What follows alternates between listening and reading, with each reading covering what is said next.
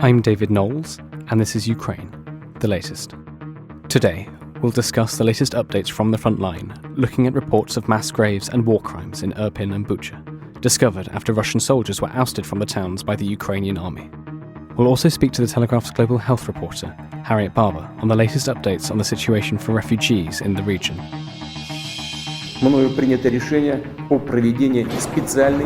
This hideous and barbaric venture of Vladimir Putin must end in failure. Nobody's going to break us. We're strong. We're Ukrainians.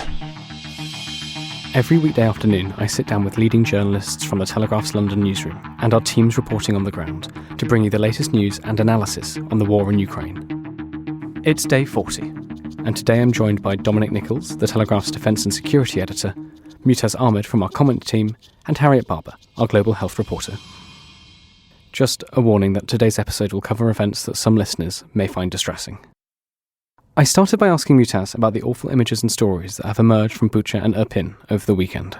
The images we saw over the weekend were horrific. I think there's pretty much consensus among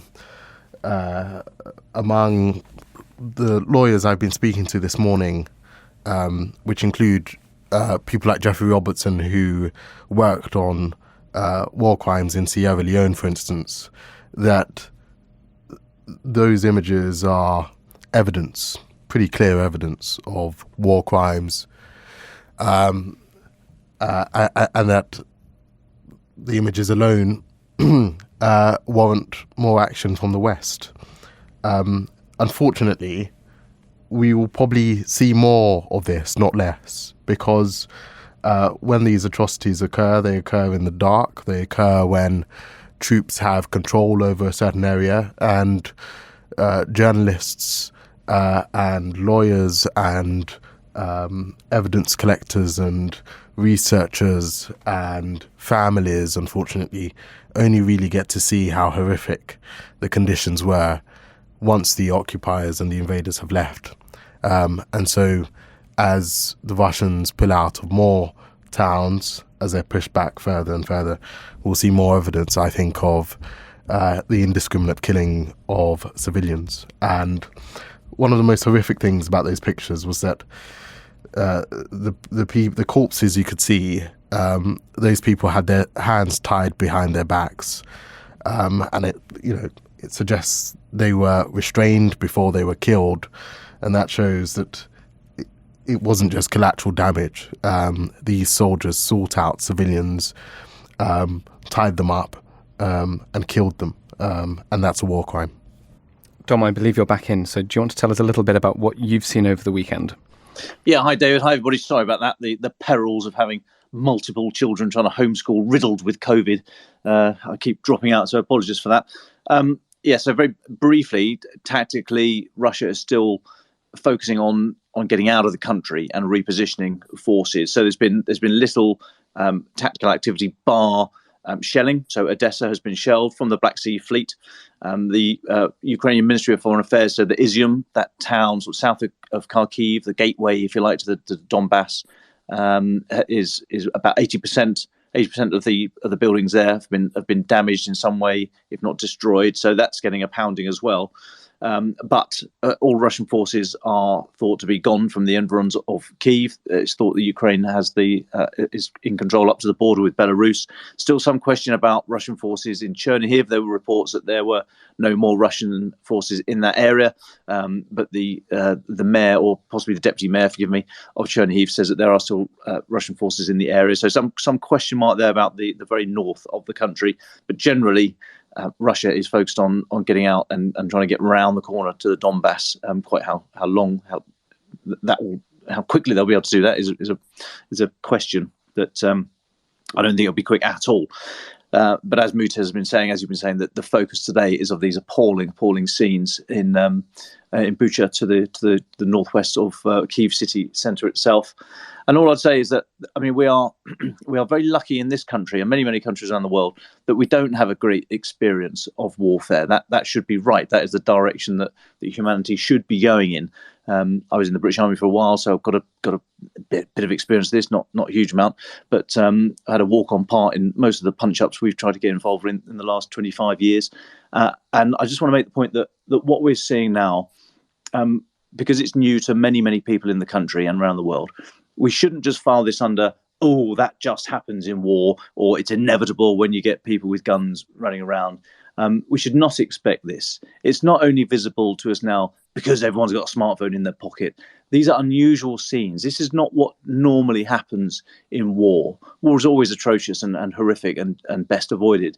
But these scenes are not normal. They are a crime. They don't happen everywhere. And they do need to be held to account. So we need to pause here. Today is the 73rd anniversary of the formation of NATO. And we just need to reflect on quite where we are as humanity. What is acceptable and what systems do we use to either allow this to happen or to try and stop it happening? If the UN, if a P5 member of the UN is able to do this to someone else and has the power of veto over whatever we want to try and get through the UN, then something is fundamentally wrong. And I think now is the moment when we really get to choose about what we are for the next turn of the wheel for humanity, the next 100 years, couple of hundred years, whatever. Autocracy versus democracy, and so on and so forth. I'll pause there because I'm sort of a little stream of consciousness, but I do think this is above and beyond the horror that we're witnessing, and I really, we are going to see more of this as elsewhere in the country is relieved of Russian forces. But this is not normal. Is the point I really want people to take away? This is not what most soldiers do in most wars. Mutaz, would you take us through the West's reaction to this? Yeah, so it took some time for the images to sort of for the institutions to respond. You can imagine sort of advisors showing these leaders, these heads of governments, the pictures, and they will have had a very human response. And it took some time for them to respond publicly with statements. But we've seen, basically, Western leaders agree on two things. The first is that these images are evidence of war crimes by the Russian military. There's almost total agreement on that. And the second is that the images alone warrant a more severe response. So they're not going to wait for sort of a trial to occur or a UN investigation to complete. The images alone are provide enough evidence. The breadth of the evidence is so clear that they can push ahead with more sanctions almost immediately. So we've seen Emmanuel Macron come out and talk about sanctions on oil and gas, which, as we've discussed previously, is very difficult for countries like France and Germany, which are more reliant on Russian fossil fuels than we are. We've seen Secretary Blinken talk about facilitating weapons movements into Ukraine and potentially even Soviet-era tanks. And we've seen the UK talk about providing support in terms of specialist lawyers and investigators. That's something we have a lot of speciality in. And of course, we already committed to giving more money, more funds to the International Criminal Court, which will obviously play a very important role. Russia isn't a signatory, so Putin can't. It's difficult to try Russia directly, but ICC resources will be very important, and we have provided a package, I think. There'll be a lot of thinking about what else can be done, but there's agreement that more sanctions will be coming. And if you look at sort of the scale of the sanctions already, what we're talking about really is there is now a determination to cripple the Russian economy. And that's going to have a very, very severe effect, not just for Russia, but for the global economy. So yes, another thing the images have done is all this optimistic talk of negotiations. Well, we're not hearing it today because it's very difficult to talk about compromise when when one side is committing such atrocities. That would be my next question. Really, is how have these revelations affected negotiations? Dom or Mutaz, do you want to speak to this? Well, neither side are willing to come to the negotiating table with any real resolve at the moment. We said before that unless and until you feel that you're not going to get more of what you want by continuing on the battlefield than you are at the negotiating table, you're not going to really get stuck into it. I think that's the case now. Plus, of course, you've got the added emotional dimension from the Ukrainians of just not wanting to give an inch now at all when they see images like this. So no, negotiations still some way away. I mean, this talk of, we're not quite ready yet for the leaders to meet. The leaders are not going to meet. I mean, that's just simply, unless it's by video link, because how's it going to happen? Putin would not risk leaving the country. I'd be very, very surprised if he did that. It would be a very high bar for some other state or third party to try and take action against him were to leave Russia, but it's not out of the question. So I don't think he's going to leave Russia, and for Mr. Zelensky to go to Russia for face-to-face negotiations, almost unthinkable. So very, very sceptical about that. So I don't think the negotiations are pushed forward at all. I think we're still quite early on in this war, and neither side feels that their aims are going to be maximised through negotiations just yet. So no, this does nothing but sort of stiffen resolve to stay where they are at the moment. I was intrigued by a couple of statements that came from Zelensky yesterday. Europe, there's been a very soft, subtle split in Europe on negotiations. The UK has I wouldn't say urged Ukraine to take a tough line, but the UK has not pushed as hard as Germany and France for a negotiated settlement with Putin.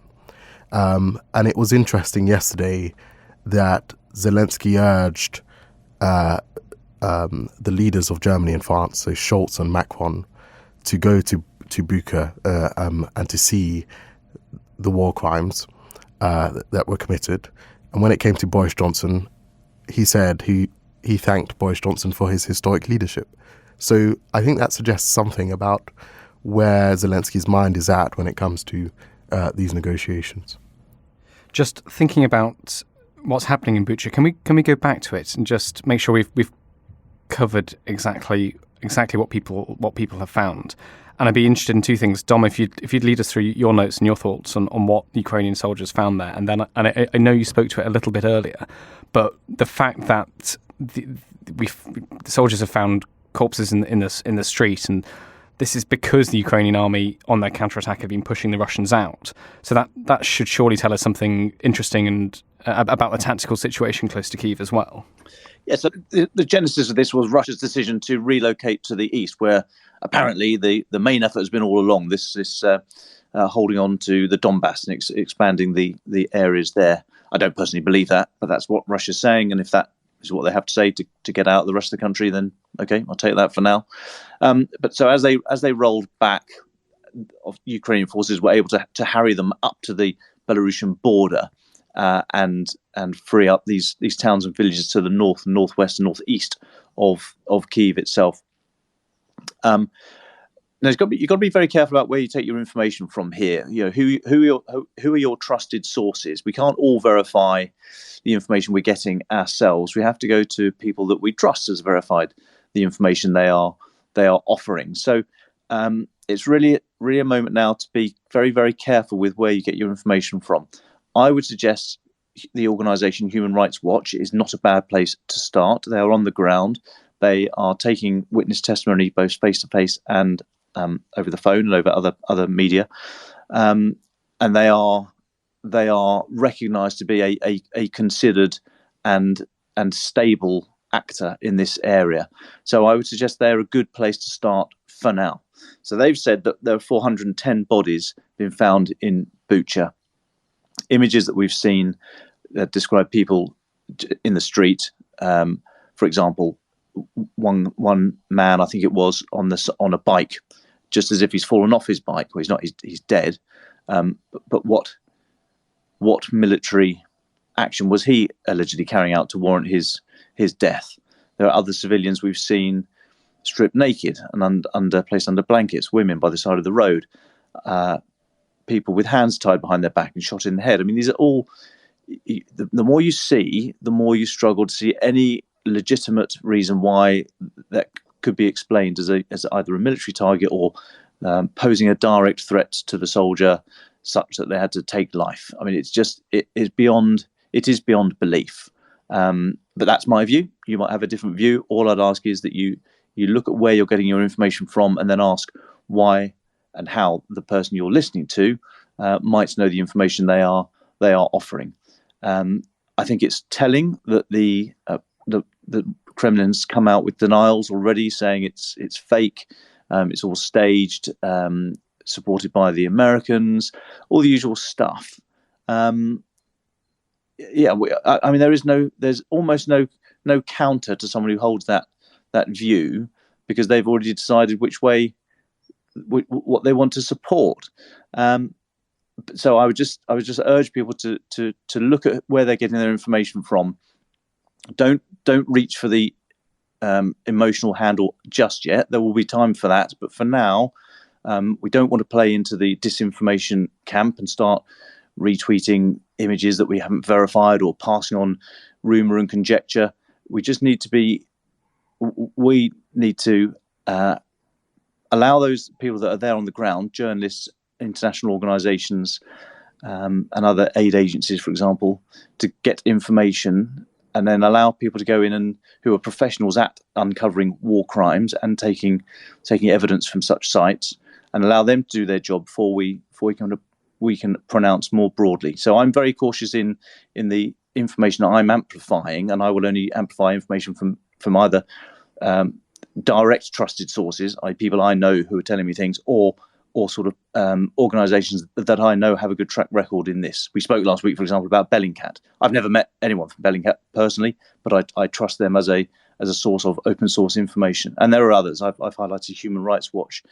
So yeah, where you get your information from, and just be cautious as we step into this, because it's a very dangerous area.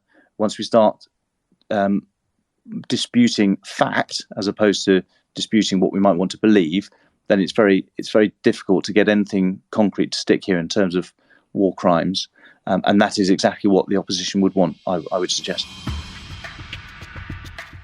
There's one important regional update to bring you too. On Sunday, Hungary's PM, Viktor Orban, secured a fourth term in office, despite being accused of cozying up to Vladimir Putin.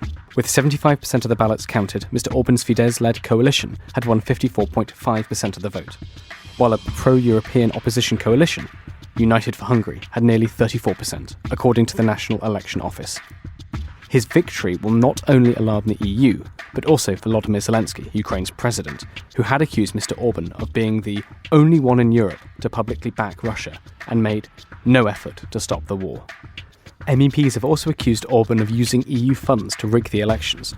Do read our reporters Joe Barnes, David Millward, Bala Seiko and James Crisp, who've been covering these elections for The Telegraph. I asked Mutaz Ahmed for his reaction to Orban's victory and what it means for Ukraine and the West. It is, I believe, his fourth consecutive victory. It is a huge victory. He's won 2/3 of the legislature. It makes him, all powerful in Hungary.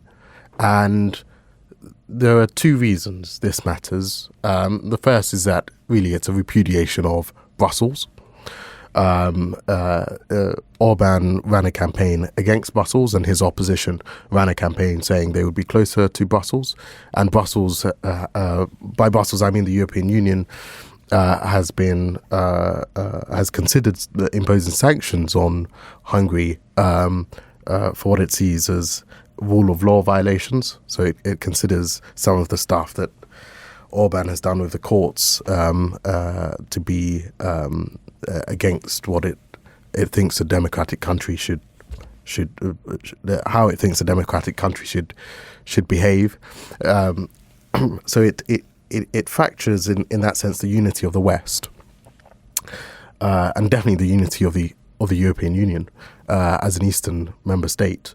The second thing is that Hungary, of course, is it's right there. It's right next to Ukraine, and it has taken its fair share of Ukrainian refugees, but it's taken a different position to the war than some of its neighbours. We've seen Poland play a very active role in terms of facilitating weapons movements, and we had that controversy over Poland transferring fighter jets to Ukraine.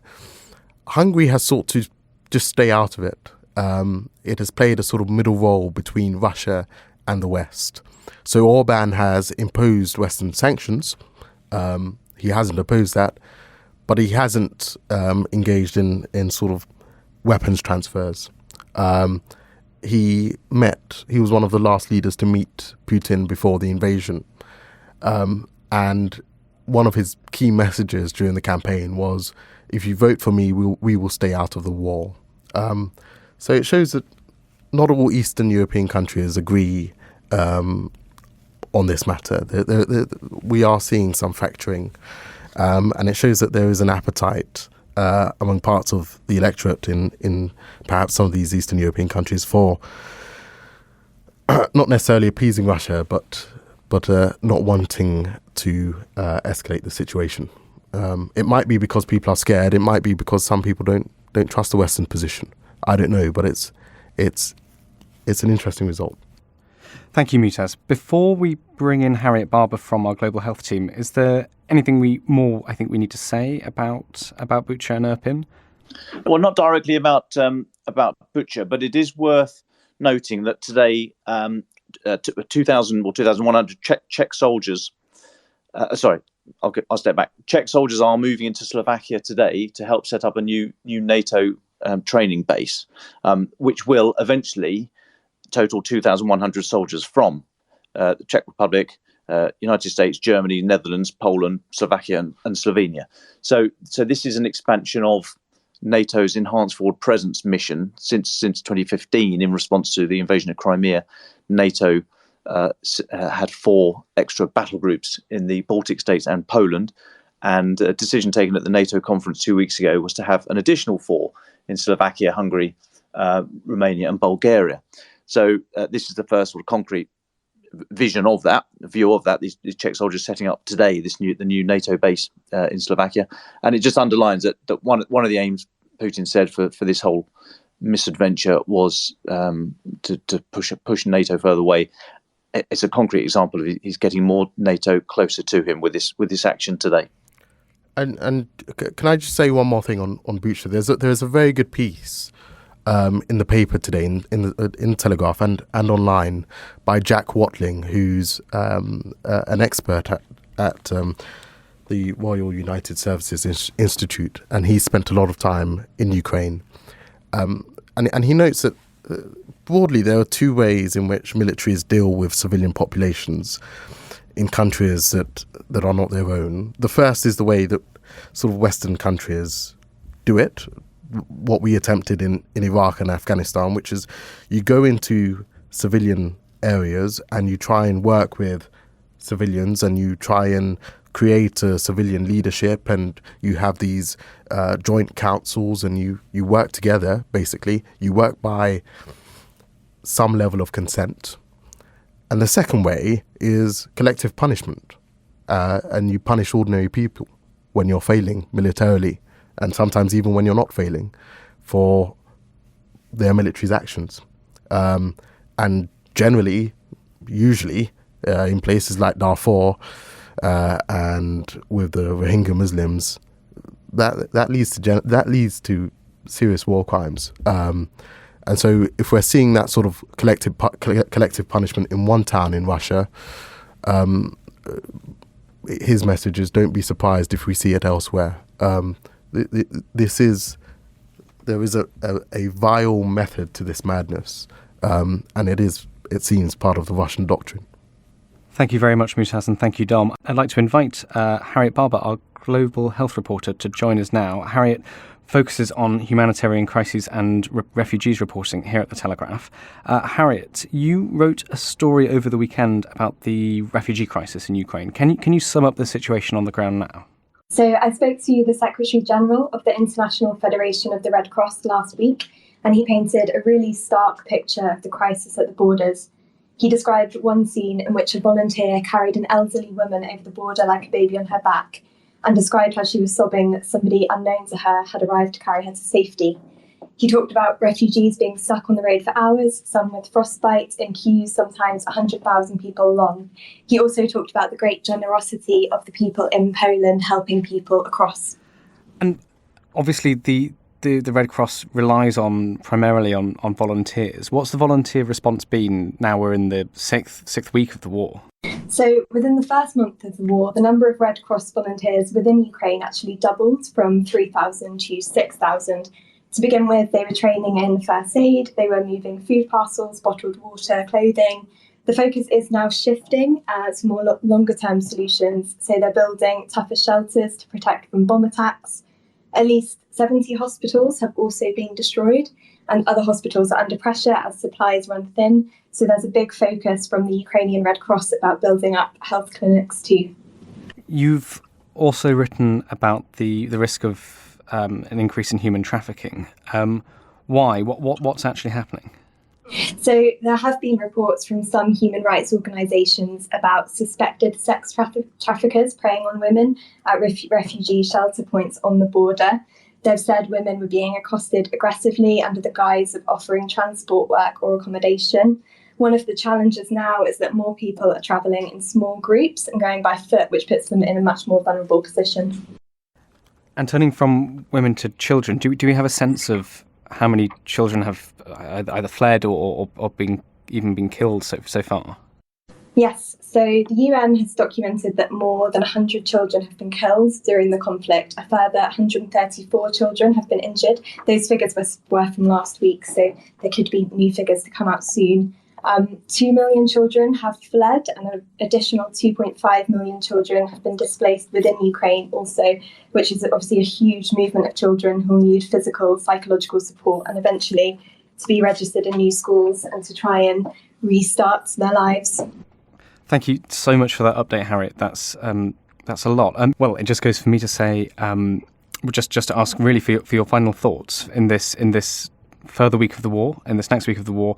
Mutaz and Dom, what should we be looking out for? Where should we direct our attentions?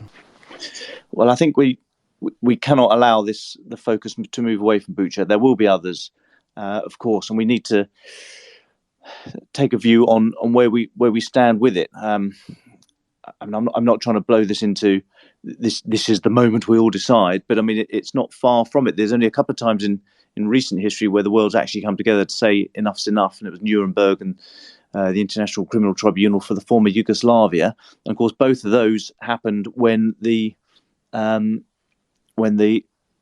perpetrator of the most horrific acts had lost. And so there's no guarantee. We don't know how this thing's going to end, obviously. And so it is too easy to say that there will be a reckoning here. So we just need to maintain this pressure on our elected members and in our civil society and the way we think about and discuss these things about is this acceptable? What price will it take for us personally to see this threat gone? Would we accept higher fuel prices, food prices? Would we accept opening up North Sea oil and gas? Would we fracking, etc., etc.? There's a price for all of us to pay here to stand up against this threat that we've now finally seen. The mask is off if it had ever not been there entirely. We now know what we're up against with these autocracies that just don't adhere to the norms of a modern world. And it's now up to us to say, well, are we going to live with that, or what can we do to stop it? So we shouldn't just allow this to be rubbed under the carpet with the disinformation. And as I said earlier on, we shouldn't allow people to say to us, well, this always happens in war. There's nothing new here. You're only seeing it because of all the smartphones. That's wrong. That is absolutely wrong. And we need to sort of mark this moment and decide what we're going to do with it. I'd just like to flag two things that we will have definitely online on the Telegraph website tomorrow. The first will be an article by Hugh Williamson, who is the director of Human Rights Watch in Europe, on the work that's being done to collect this evidence of war crimes. We have video technology now and video analysts that frankly weren't even available, even sort of with the genocide in Darfur, which was a 21st century genocide.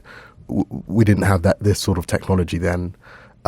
So we're able now to pinpoint locations and to verify photos and videos in a much more definitive and undeniable way. So there's lots of work being done on that by people from Human Rights Watch and so on. And the second article will be by Jeffrey Robertson, QC, who worked on prosecuting war crimes in Sierra Leone. And he believes that there's sufficient evidence not just to judge that the Russian military has committed war crimes, but to hold Putin personally accountable for it. So there'll be a lot of deep thinking about war crimes and this issue of the coming week. Unfortunately, I'm not that hopeful because we said never again after Srebrenica and then we had Darfur and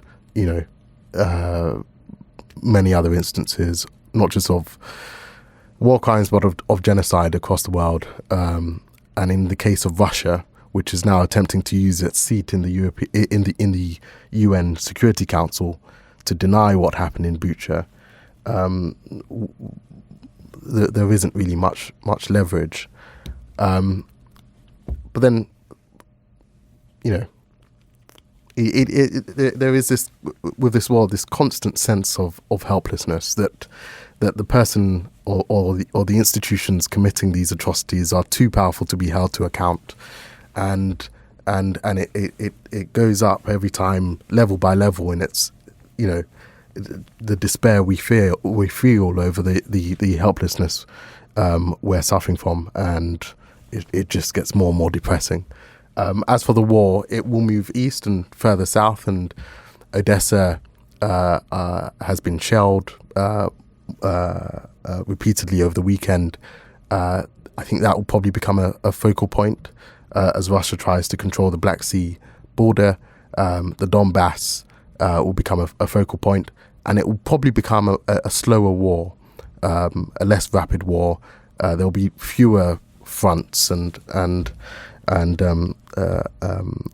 we may even see some local ceasefires and complications. But no, it's as depressing as it's been since the invasion began. So nothing else to add there.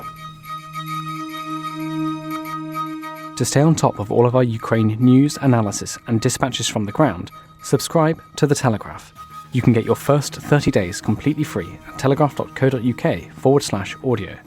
Or sign up to Dispatches, our daily Ukraine newsletter, which brings stories from our award-winning foreign correspondents straight to your inbox.